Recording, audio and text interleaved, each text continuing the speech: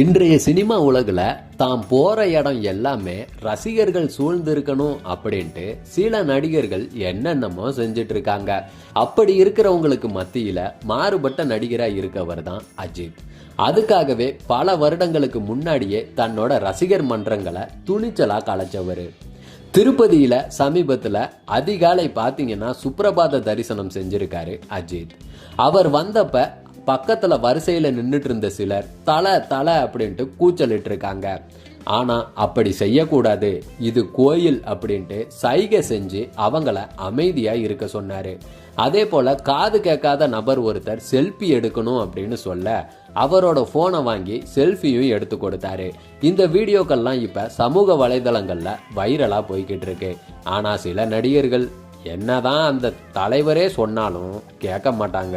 அஜித் அவரோட ரசிகர்களை அந்த அளவுக்கு கட்டுப்பாட்டோட வச்சுக்கிட்டு இருக்காரு.